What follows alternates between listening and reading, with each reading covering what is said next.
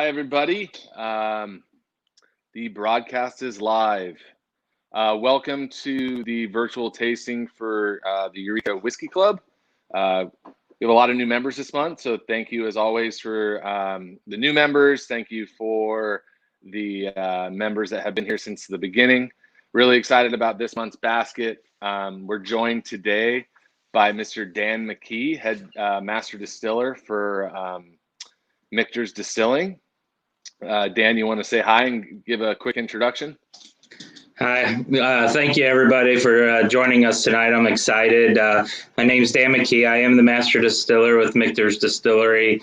Excited to, make a cocktail tonight with you and share our single barrel Kentucky straight rye and talk about all things Mickers. So exciting. And for those that are curious, Dan nailed that barrel head to his wall about 7 minutes before this call started. So he's a craftsman as well as a damn fine whiskey maker. Does it look straight from there though? I did my best, so it looks great. Maybe bring out a level afterwards, and you can let us know what the findings were. Sounds good. Yeah. So Dan, maybe give us a little bit of history about Mickers, the name, where it came from, kind of just some history behind the distillery and what you guys do over there, and why you make such damn good whiskey. All right, good deal. Well, so Mickers has a very proud and rich history. It actually dates back to 1753 as a distillery in Schaefferstown, Pennsylvania. John Schenk, a Swiss Mennonite farmer, began distilling rye whiskey. So the distillery was called Schenk's. That continued into the 1800s when it was eventually sold to Abraham Bomberger. So the Bomberger's distillery then began distilling up until Prohibition and closed like most distilleries. After Prohibition, the distillery reopened. It changed hands several times, but by the 1950s, a gentleman named Lou Foreman eventually became the owner and renaming the distillery Mickers after his two sons, Michael and Peter. So it's kind of a cool name to bring his two sons together. So, but by 1989, we know the American whiskey industry was really kind of at an all-time low. Unfortunately, the distillery went bankrupt. It abandoned all the labels, the trademarks, and so forth. So it's kind of a, distillery lost to time. And our what year was that? What? What year was that? 1989 was when the distillery in Pennsylvania went bankrupt. And so our president, Joe Melliocco, he was familiar with Mickers because in the late 70s, when he was in college, he represented the brand on the distribution side of things, selling these little King Tut miniatures. So he was familiar with it. So in the 90s, he went through the process of acquiring all the labels, the trademarks, and so forth. And with his good friend and mentor, Dick Newman, the decision was made to resurrect Mickers Mickers into Kentucky, which, questions why there's a lot of great distillers and so forth in Pennsylvania. But really in Kentucky, the resources were more abundant. First of all, you have the climate that is, is great for aging whiskey. You have the limestone water, so forth. But also you had more distillers. You had people that understood maturation, shipping, the TTB, Tax Trade Bureau regulation, things like that. So the decision was, again, to resurrect the distillery in Kentucky. And that's where we entered into what we call phase one. And so in the 90s, they were able to go around to other reputable distilleries here in Kentucky and purchase matured stock that they wanted to emulate in the future. So again, as whiskey was kind of, it was on a downturn back then, distilleries were willing to sell those stocks. And our first releases actually were a 10-year bourbon and a 10-year rye. So that started to do well. And then in the early 2000s, we still didn't have a distillery, but the decision was made to go to another distillery in Kentucky with our mash bill, our proprietary yeast, our specifications for distilling, proofs, and so forth, and aging. And that's what we call phase 2. So, that's done very well. And then in 2012, in Shively, which is in Louisville, Kentucky, our main distillery is now located there. They purchased a building where we went in phases there also. We had processing and bottling departments there. And then by the fall, August of 2015, our own distillery came online. And it's been very exciting since. We're doing a lot of great things. Our whiskey is, we consider it a super premium whiskey. We're in over 60 countries now, every state. And it's very exciting because, just 5.5 years ago when I joined Mickers, we had less than 10 employees, and now we're up to about 60. Oh, that's great. So it's exciting to see the growth. So we have our main distillery, and like I mentioned, in Shively, where we do everything from front to back. We have the distillery, one on-site warehouse. We have the processing department to prepare the matured spirits for bottling, and then we bottle there. But also downtown Louisville, we have the Mickers Fort Nelson Distillery. That's our visitors experience center. What a beautiful place. If you ever get an opportunity to come to Louisville, we'd love to have you. It's a beautiful old building built in the 1890s. It has a wonderful history about it. When we purchased it in, around 2011, it was in disrepair. So there was a lot of construction that had to take place. Now we have a fully operational craft distillery there. And what's really cool is that we have the legendary pot stills from the Schaefferstown, Pennsylvania distillery, Mickers, that were handcrafted in 1976 by Vendome. So they're operational again, and they came with pre-cypress wood fermenters. So the history behind that, and it's, again, it's not a showpiece, it's actually fully operational. We have a wonderful, the bar at Fort Nelson. David Wondridge helped curate the cocktail menu with our local bar team. So it's just a beautiful experience. Only David Wondridge? That's all you got? Is just that hack? That's all you got? To drop a name, right? But again, there's a lot of distilleries. We're very proud of the industry here. It's very important to us. We love sharing. And that's one of the great parts of my job.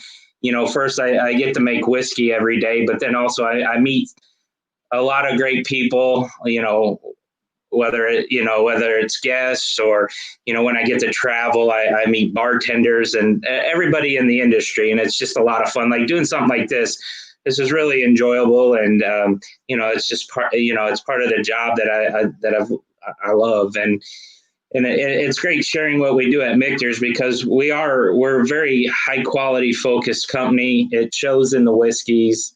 And that's something we're very proud of. That's great. Yeah, the whiskey's phenomenal, and obviously some rich history there. So you said the distillery started in Pennsylvania originally? So the old history. Now, the Kentucky history isn't a part of the Pennsylvania, but yes, in 1753 is when it again Shank's Distillery began distilling rye whiskey. So it dates all the way back there. Sorry, I didn't mean to interrupt you. No, you're fine. That's why you guys, you said you started making rye whiskey because rye whiskey in Pennsylvania are kind of, at least the East Coast, kind of more associated with rye whiskey than bourbon. So that would explain why you guys started making rye whiskey versus, and then now you do make bourbon, but now you're based in Kentucky. But sure.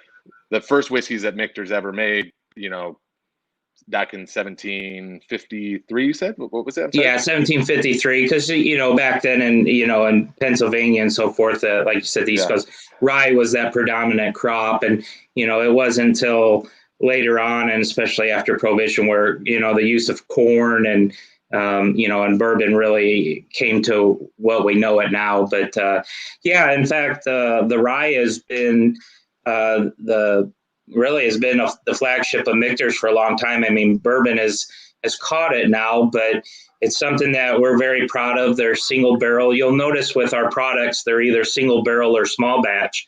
Small batch, there's no true, U.S. regulation that defines it. It just has to be smaller than your larger batch. Well, for us, our small batch, like our bourbons, the batch sizes are equivalent of 20 full barrels. So you have to have very consistent, high quality barrels. But then all of our ryes to this day are always single barrel. So again, having single barrel products, you have to have very consistent, high quality barrels coming in. And it's just a testament of what we've done over time. And then you're just proofing down, right? For like our US one, I mean, we have had special releases of barrel strength rye, but for our US one, Kentucky Straight Rye, we cut it down. So, as we go tonight, I'd love to talk about some of the things that make us special, and some of that is proof entry and so forth. Yeah, that's great. What was I going to say? Yeah, I think I heard that. Obviously, like you said, there's no regulation for small batch. But I think someone told me at one point that, again, this was probably after a long night of drinking, and I may be misremembering my facts, but I think someone in the industry had told me that small batch they technically consider like less than 40,000 cases of production. I don't know if that number. Again, there's no definition of it, but that's just what someone had told me at some point. I have no idea if that's. And it very well could be. I've heard it more. Yeah, exactly. If you're doing 500 barrel batches and you decide to do 450, that could be a small batch. But for us at Mickers, though, again, our equipment's sized for the equivalent of 20 full barrels, so it's truly small. When we don't have that opportunity where you're doing those big batches where you can kind of, if you have not a bad but a little off barrel, you can blend in, still make a very nice whiskey. But ours, one bad barrel could throw off the whole batch. So for sure.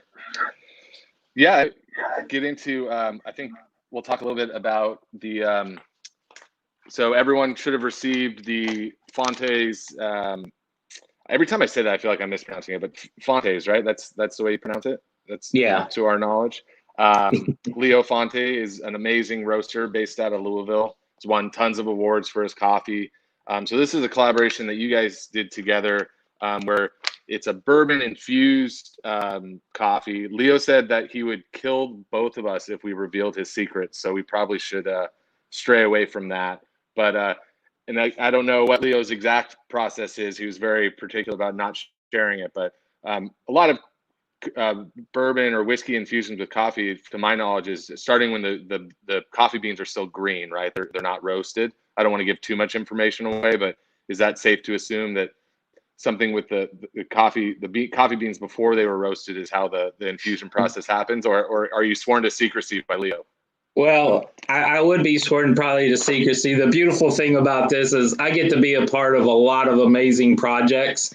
This is one that I was still back at the distillery working and didn't fully get to partake. So, but the end results, it's a wonderful coffee. It's very rich to me, flavorful, and it's exciting. But yeah, I mean, it's a great relationship that we formed. It was, somewhere along the line, Leo had come to our Fort Nelson distillery, met our team members, proposed the idea, and then it kind of took place from there as it elevated. Joe Melioco, again, our president, they would come into town. Members of our management team would go to Fonte's Coffee. They would do cupping sessions and so forth until they found that special, coffee, that blend that they liked. And then that's how we kind of moved forward. And it's been again, a special relationship since. That's great. Yeah, so I definitely have a bunch more questions for you regarding, your processes and technique and just kind of your overall, touch, for lack of a better term, on the whiskey as the master distiller. I'd love to take a break really quick and make the cocktail here. That way we can, everyone can have something to sip on if they're not already sipping out of their new Glencairn glass. But I think we'll start making the cocktail if that's okay with you, Dan. Yeah, I would love to. Cool. All right, I'm in my house this time, so I'm a little bit more prepared and know where things are at, so I'm not going to knock anything over, hopefully. Um, so you're going to start with a mixing glass. Just any glass is fine. This is just kind of a Japanese mixing glass I have at my house. We're going to start with our sugar cube. And, you know, again, if you need a refresher, you can follow your procedure here on the cocktail list. I'm going to take 1 sugar cube. I'm going to put it in my mixing glass. Then we're going to, I've already pre-peeled my oranges, but if you need to do that at home, you can do that. I'm going to add, before I add my orange peel, I'm going to take 2 dashes of the Herbal Bitters. So fun story behind this, the original Sun Liquor Herbal Bitters was actually a project that we worked on with them to develop a Angostura clone. At Eureka, we only carry American-made products behind our bar, and Angostura, as lovely of a product as it is, I love Angostura.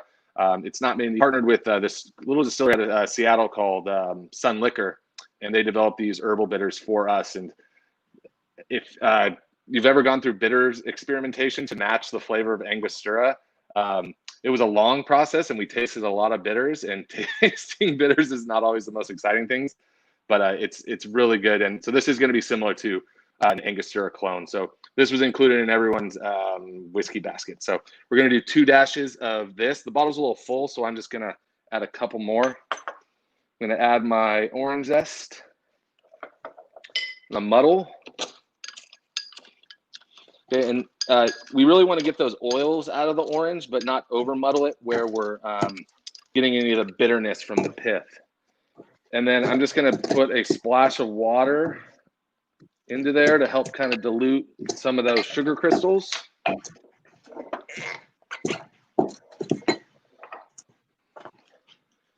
I know you don't have these at home, but I'm just going to add 1 small dash of, if you have these at home, you can go run and get them, but they're not required. I'm just going to add a little bit of orange bitters as well. And then we're going to do 2.5 ounces of our Mickers single barrel US1 rye whiskey. So if you don't have the jigger, you can just eyeball it at home. Okay, so 2.5 ounces.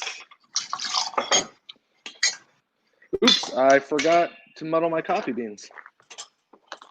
So you can use the recipe calls for about 4 or 6 beans. I'm going to go light. I'm going to go 4 beans. You can pre-ground these if you want to.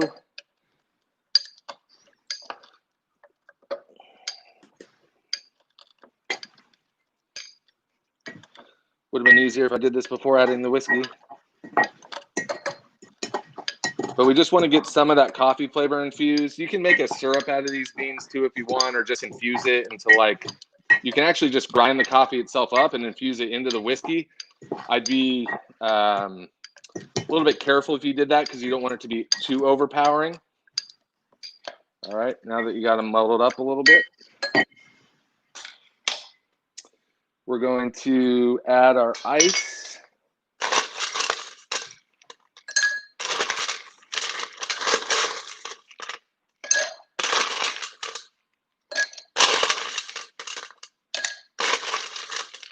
I always like to get the ice just about a couple inches above the liquid when I do my stirring technique. And we're going to stir for about 30 revolutions.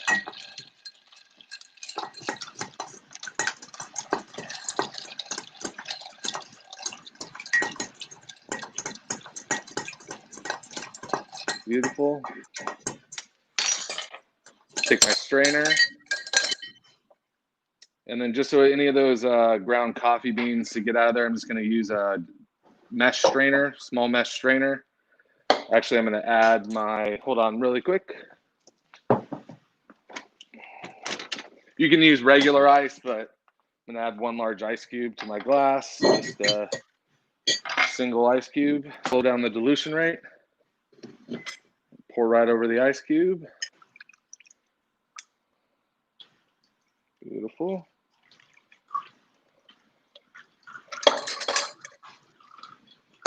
Then zest another piece of orange. You can trim it up and make it look all nice.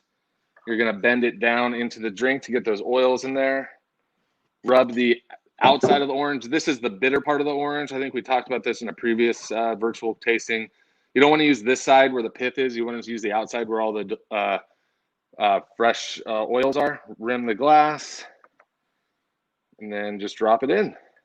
Okay. And this is our Mickers US1 Rye Bourbon Infused Coffee Old Fashioned.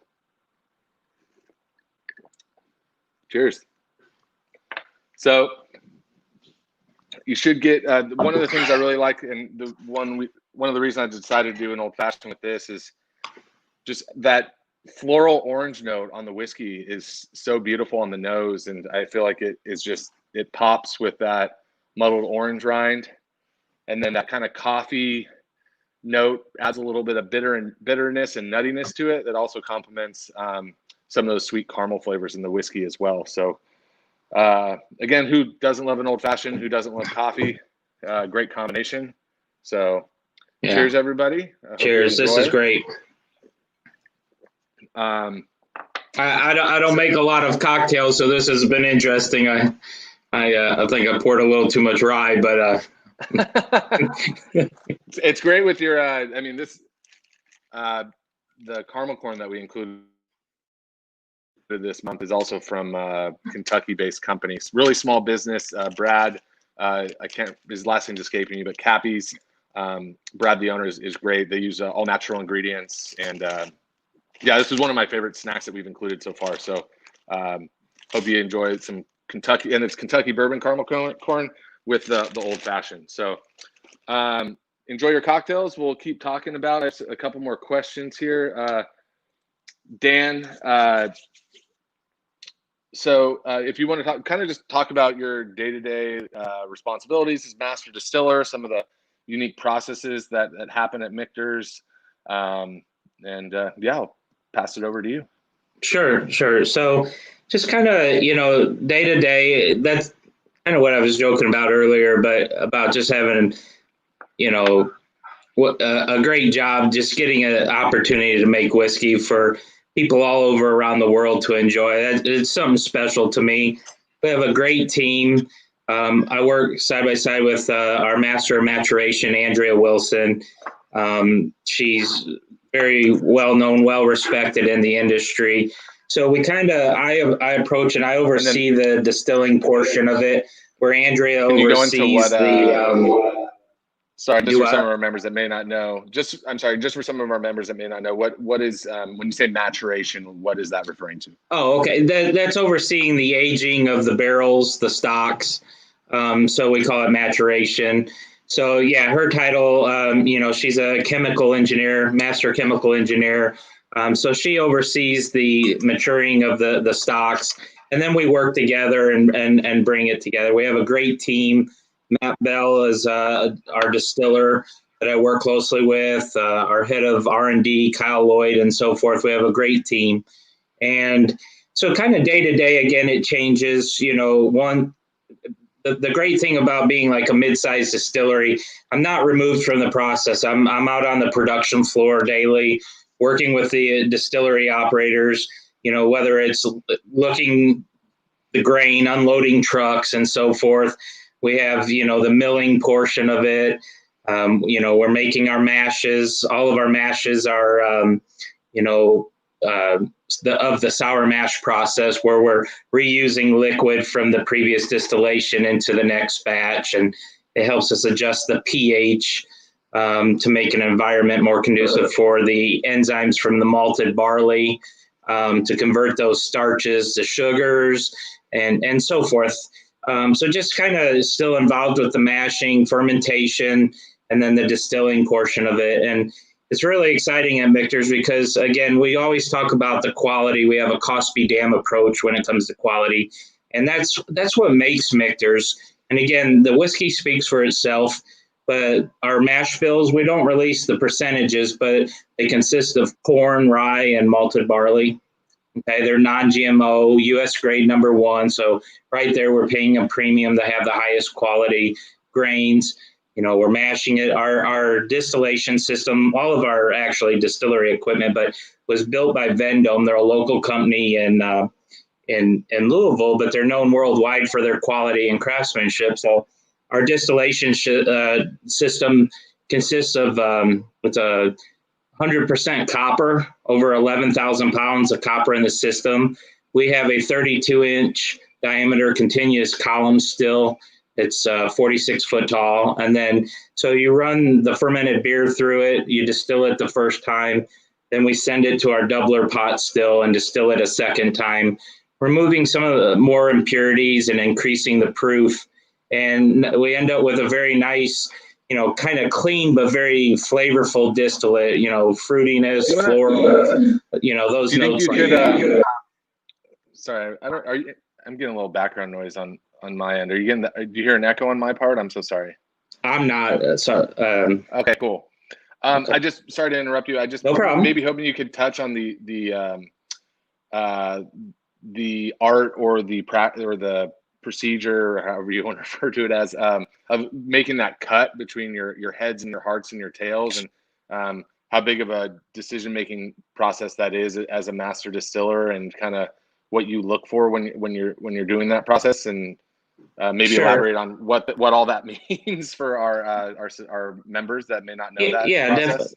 Definitely. So, if we go to the pot still systems, I think everyone's familiar with, I've probably seen 2 pot stills. Like at our Fort Nelson distillery, those pot stills that we were able to get from the original Mickers in Pennsylvania, that's kind of where you really see that heads, hearts, and tails. And that's different cuts, or where we cut the alcohol in the production run to achieve different flavor profiles.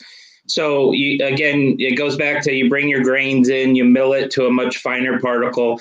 You begin the mashing process where you're adding water, that thin stillage, that's part of that sour mash process. You're heating it up, cooling it down, adding grains at different temperatures, again, converting those starches to simple sugars. Then we're fermenting, and fermentation is where you drive a lot of the flavor profile, the particular yeast that you use, the temperatures in which you're fermenting, how long do you ferment, and so forth. So that's a lot of where your flavor profiles are going to come for your distillate. And then once all of those sugars have been converted to the alcohol, it's time to begin distilling. So you would transfer all the liquid and grain over to the first pot still. And again, this is what we're using at our visitors experience center. But you would go ahead and start heating up that the beer, and capturing as the alcohols are reaching their boiling points, they flash into vapor. They carry up through the top of the pot still and condense back down through a condenser. And we capture basically all of the alcohol. We call it low wine. Then we will transfer it to the second pot still. We call it spirit still. And then that's where it's just alcohol. There's no grain involved or so forth. And then we begin heating that up. And as the alcohols reach their boiling points, because they're lower than the water, that vapor will start to carry up. The initial alcohols that we're capturing are not something that we want, whether it's menthol or methanol, stuff like that. Those are the alcohols that have very volatile. So as they're coming off out of the production run, our operators, myself, we're doing sensory on the distillate. We're checking for cloudiness. So we want it to clear up. So we'll take a sample. We're checking for proof. And then once the proof starts to come down, because it starts off very high, once it starts to come down, the distillate will become clear, and then the aroma will start to be, pleasing. You make that cut.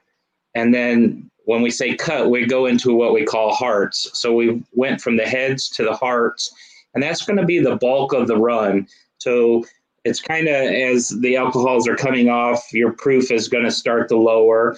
And then you get down to a certain point where, again, there's an art and science of this, but the art of being able to know when to cut out of the hearts and go into what we call the tails. And those are the less volatile, but they can start to be vegetable, very, fusel oil, oily, and so forth. So it's kind of knowing when to have, come out of the heads, have that heart, and then stop and cut into the tails, so that you have a very consistent flavor profile day in, day out. Now, we're very fortunate at Mickers to also have the science portion of it to help us. Like at our main distillery, we have, we have 5 chemical engineers and 2 chemists on staff in the distillery, working at Mickers. And we're afforded top of the line, equipment like the gas chromatograph, mass spectrometer. That's a piece of lab equipment that we're measuring compounds that we feel are very important into the distillate. So as we're measuring them, as long as those compounds are within our certain ranges, we approve that distillate. And it helps guide us in our process. So if we see that we may or experience a little too high of a certain compound, we can adjust things in the process. But as long as everything is normal, we also do a sensory panel. We have 25 employees that are trained and qualified to approve distillate. So as long as the distillate passes both of those quality tests, then we give the approval for it to be cut down to a lower proof and then enter into the barrel. Exactly. And so that's the pot still system. Now at our main distillery where it produces the bulk of our whiskeys, again, we have that column still, the doubler pot still. Those heads, the hearts, the tails, those things are happening really in the process itself. When we first start up for the first time in the week, you're sending the fermented beer to the still, but you're working up the temperatures and the flow rates and things like that. But there's spots where, certain alcohols are venting off, carrying down through the still, so forth. So it's pretty exciting. That's why I'm saying it's a really enjoyable, exciting, every day you learn something new. Do you have I think a lot of whiskey drinkers have some, well, not everybody, but certain people prefer pot stilled made whiskeys over column stilled. Do you have a preference? I mean, obviously the column still is probably more efficient. Do you see any, difference in the final taste of the product, or do you have a personal preference yourself? Well, you sure do see a difference. I mean, the column still is really traditional in Kentucky and so forth, but, it's kind of a cleaner. When I say cleaner, I don't mean like there's no flavor like a vodka or something like that, but, depending on the proofs that you're distilling at, it's very flavorful and so forth, but you can really make some adjustments where the pot still is a heavier, oily, and a difference. I've drank more column still whiskey. I enjoy both. They're both beautiful whiskeys. Preference wise, I don't know. It's probably the column still, but I what we're doing down at our Fort Nelson distillery with our distiller Matt Bell is truly special. Whether it's the ryes or the bourbons, and what's really cool down there is because it's our craft distillery, it really allows us to be more innovative, try different recipes, work with different yeasts and things like that. So that's been a lot of fun, and we've learned a lot also. Have you guys, do you guys have a house yeast strain, or do you outsource your yeast? Or so when we entered into phase 2, we have our proprietary yeast. We call it a yeast management program. We don't discuss our yeast of what they are and so forth, but we have our proprietary yeast that we use in throughout our whiskeys. And cool. and if you think about it, when I talked about our phases, phase 1, 2, and 3, phase 2, now that we're in phase 3, we're still doing those same mash bills, production specifications and so forth. So, the goal is always eventually to make the same or a better whiskey. So that's awesome. Yeah, that's cool to hear. So you talked about kind of the whiskey making process. As you were saying, from I'd say the 1970s to the maybe early 1990s, whiskey was the whiskey industry was not a thriving industry, and I think things that I've read based on socioeconomic trends, or that a lot of people considered, or a lot of baby boomers considered whiskey the drink of their parents, and the whiskey popularity kind of fell out, and then obviously in the time we live in, whiskey is the highest, I think vodka or tequila is still the number one consumed alcohol in the world. But as far as a growth standpoint, whiskey is the fastest growing alcohol SKU in the entire world. Moving forward, I mean, obviously Mickers has made a name for themselves, very awarded and highly regarded company. What do you think makes Mickers stand out in 2020, where whiskey is so popular and there's so many brands opening up and sourcing whiskey, or kind of what separates Mickers from, or what makes Mickers so damn good? I guess is the question. Well, no, it's a great question, and not to sound cliche, but it really does come down to the quality. I kind of, if you ever get to know me, I think I'm funny. I make my jokes and everything, and I always say people come to see this beautiful face. But the truth of it is that the whiskey in the bottle speaks for itself. It is a very high quality whiskey.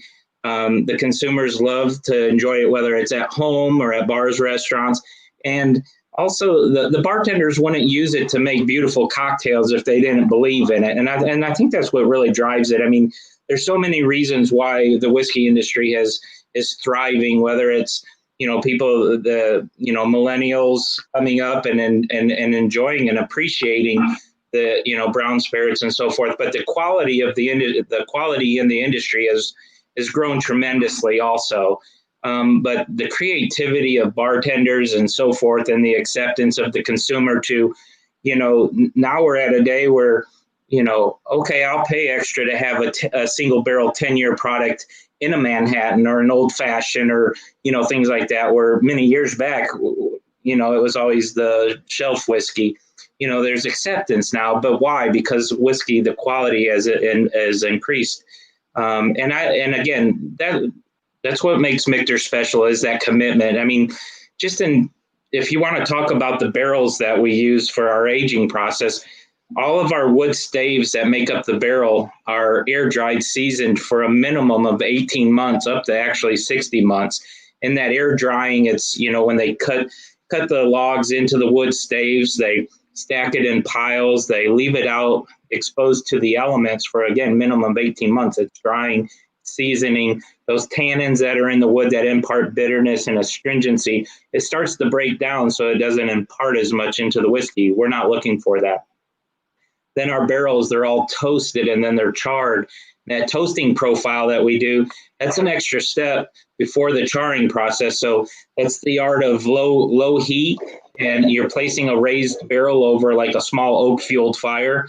That low heat and time helps break down the inner layers of the wood, allowing for more flavor extraction. And there's different toast profiles that you can, a lower toast profile, you can extract like more fruit notes, and a heavy toast profile, you can bring out more mocha type notes. So we're toasting, then we do a char, which is very important. And then one of the most important things that we do that helps separate us from other distilleries, and as far as I know, we're the only distillery of scale that does this. We actually cut our distillate down to 103 proof before entering it into the barrel. We know by regulation says the maximum that you can enter into the barrel is 125 proof. Well, we're adding more water at that portion of the process, but it dissolves the sugars more readily. And also there's polyphenols or phenolic compounds that come from the wood that help cause that burn that we experience when we're drinking whiskey. They're somewhat water soluble. So over the maturation process, they'll somewhat break down. And that's why if you have our small batch bourbons, our single barrel ryes or so forth, you're going to notice our whiskeys are very smooth. It's very costly. We have to use a lot more barrels to cut it down to 103 proof, but we feel it's well worth it. I mean, if you think about it, we go in at 103. Let's say we age 5-7 years. It comes out around 108 to 112 proof right in there. Then we're adding more water to bring it back down to bottling proof. Let's say our bourbon 91.4. Someone that went into the barrel at 125 may come out above 135. They're adding this much, almost 50% more water to get to bottling proof. And that's one of the reasons our whiskeys are very, again, rich, flavorful, nice, warm mouthfeel, and again, a very smooth finish. And, we believe that extra cost is well worth it. And then on top of that, we actually heat cycle our warehouses. We're emulating Mother Nature during, the changing of the seasons when the whiskey heats up. Inside that barrel, that pressure, it causes the whiskey to enter into the capillaries of the wood.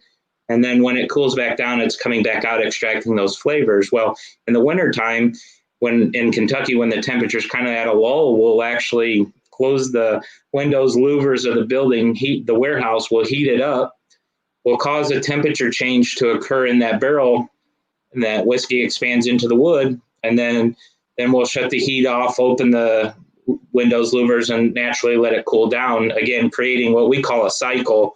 But it emulates and it adds, you'll see beautiful color. And again, you can't put this on the bottle, but we feel for every year that you do this, you're adding about 6 months of maturity, which is, you take a 6-year-old whiskey, you're going to have a maturity level somewhere 8, 9 years old. And you're playing God, Dan. You're playing God. Well, I don't know if I'll go that far, but it is really cool. You are working with Mother Nature, all the way from bringing the grains in, the fermentation, and so forth. So it's really cool, and it's really neat to see the interaction of when you bring that distillate in and how it interacts with the barrel. Again, when the acids, the alcohols, or, the organic chemistry, whether it's with the wood, the char itself, or oxidation, you're creating a beautiful expression. And it's pretty cool. Awesome. Well, I think I wanted to talk a little bit about the whiskey that we have by itself here, the single barrel rye.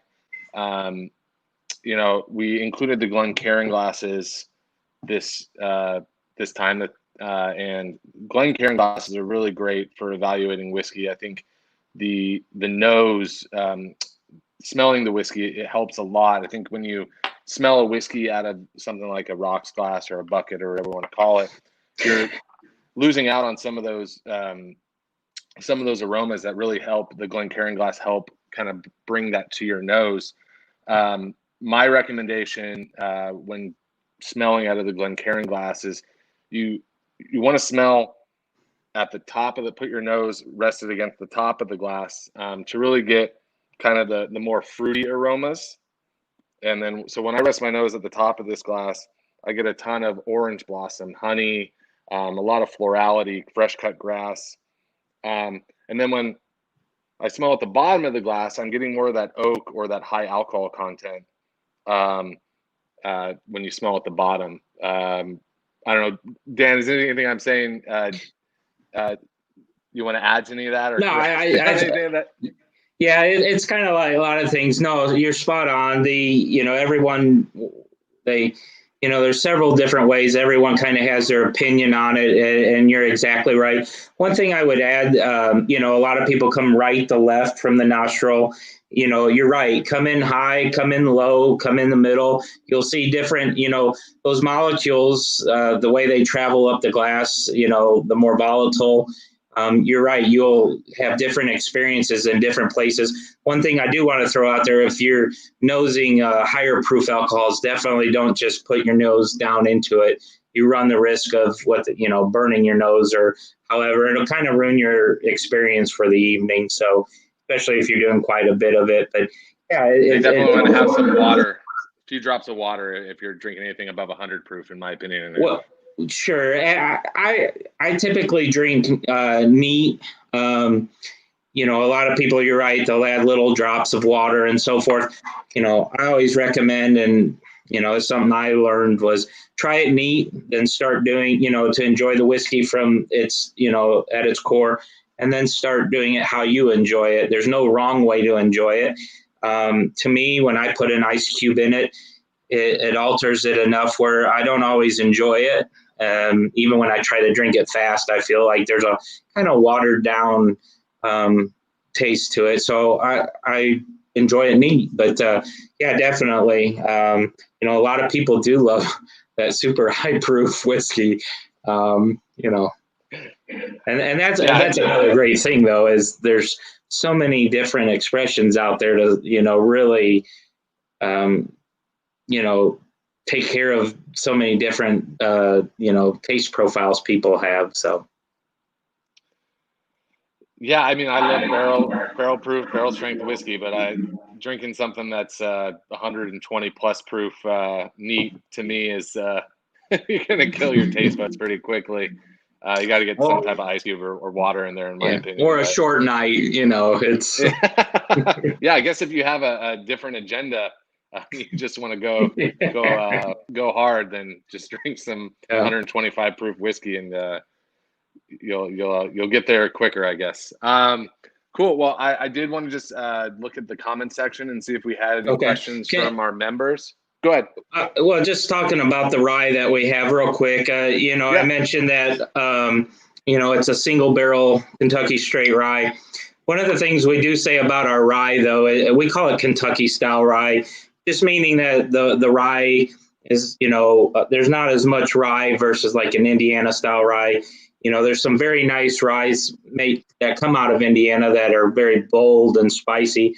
Ours has a little more corn in it, so that additional corn, malted barley provide a very nice balance of sweetness and spice. The cocktail we made tonight is a perfect example of how it just it's rich, it's flavorful, and it goes well with other ingredients. It's not overpowering. It's adding to the quality of it. And that's something we're very proud of. And again, I have met so many people that have, they remember rye of the old days and so forth. And I'm like, well, at least try ours. And, some people say, okay, I'm still not a rye fan, but I see what you're saying. It's different. And then we get a lot of people that are like, okay, I do like your rye. And it's very approachable at the end of the day. So. One of my go-tos. I love it. Thank you. I'm gonna look at some questions here. So we got a question from Mark Boatman. He wants to know, and maybe this is a better question for Jake or Lily if they can hear this, but he wants to know, how did you get Mickers featured on the show Billions on Showtime? I'll let Lily or Jake.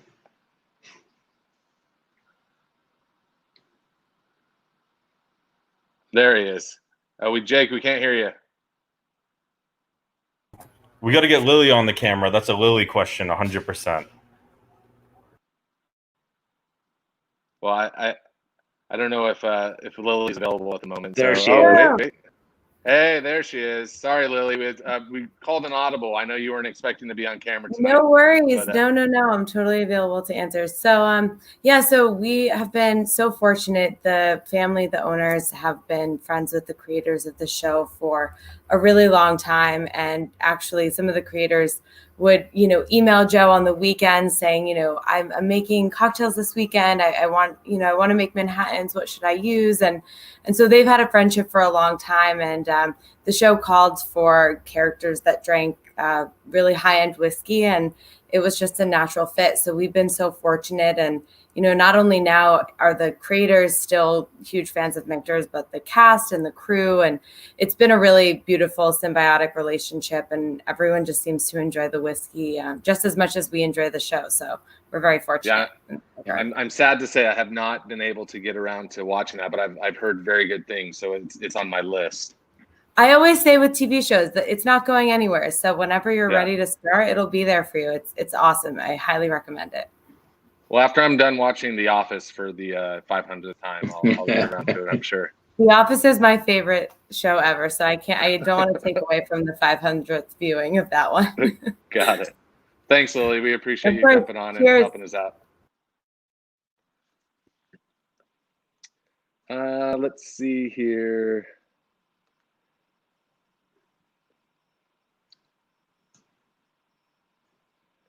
So I don't know who. Let me see if we have any more questions here. Private chat.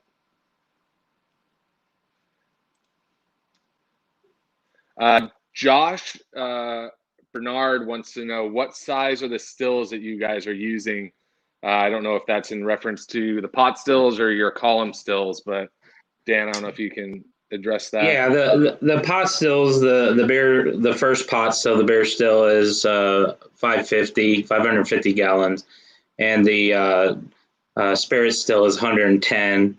Now at the Shively Distillery, again our main distillery, the continuous column still again is 32-inch diameter, 46 foot tall, and then then it feeds into a doubler pot still. For the second distillation. I don't know if anyone, I always kind of, not to force people, but I always kind of joke around if you're bored, but go to Mickers.com. There's some wonderful videos that actually kind of show the construction of our distillery and our equipment, and it kind of will give you insight into what we're using. Sorry, I got hungry. I need to have some Cappy's caramel corn. So I don't understand this question, but you may. I don't know who this is, but Karen Lucas wants to know, what was the biggest learning you had from Pam before she retired?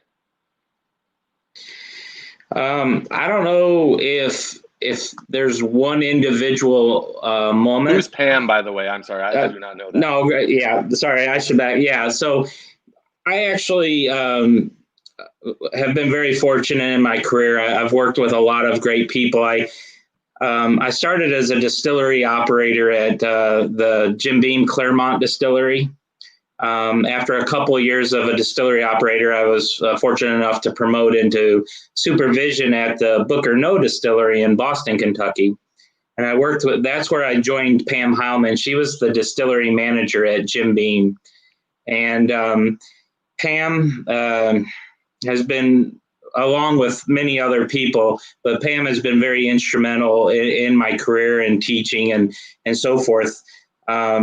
She teaches you a lot. So as a third shift supervisor, she would come in the morning, and if we had issues, you learned very quickly that you have to be very thorough in your answers.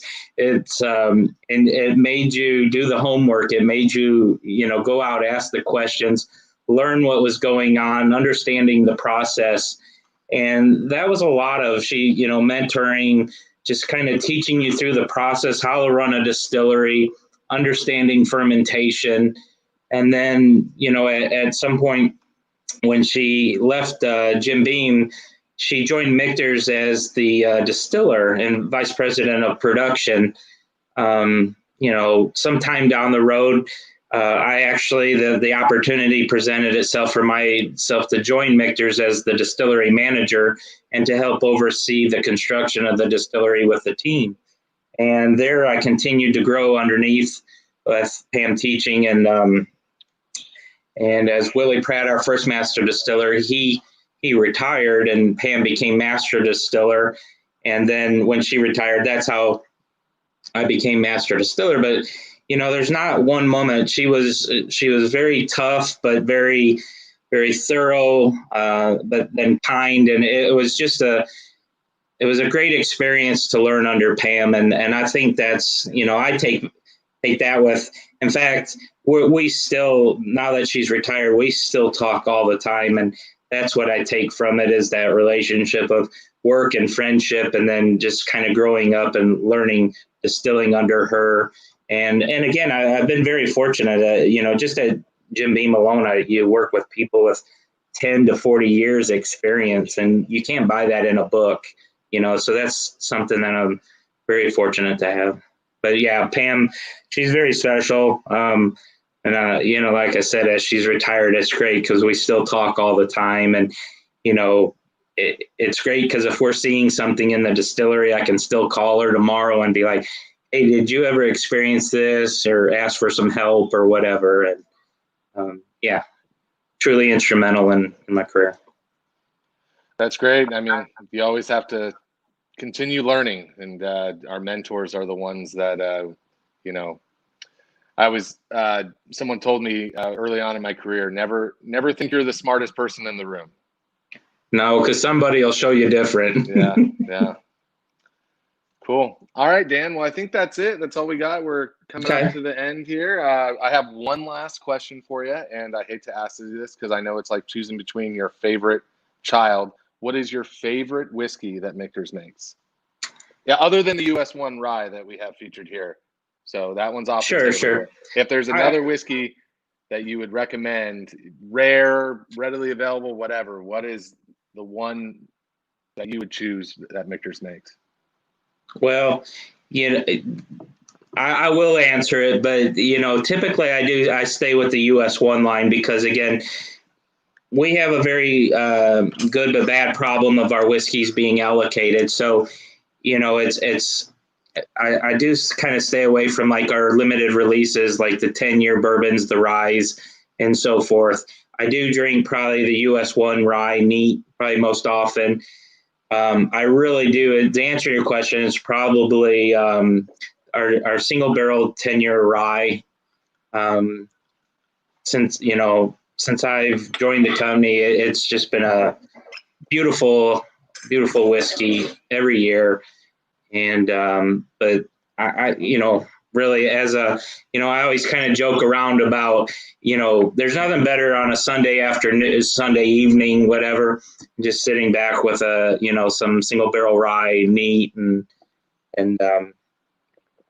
yeah, it would be the rye. But if I was splurging, the 10-year rye would be that favorite. We all deserve to splurge every now and then, especially in these times, right? Yeah, most definitely. All right. Well, thank you very much, Dan. It was a pleasure to speak with you. Thank you, Jake. Thank you, Lily. Thank you, our marketing director, Alexia, for always putting these together. And we hope that you enjoy your whiskey baskets this month and look forward to more of these. Dan, cheers, sir. Cheers, and thank you to everybody. So late at night. My pleasure. Bye.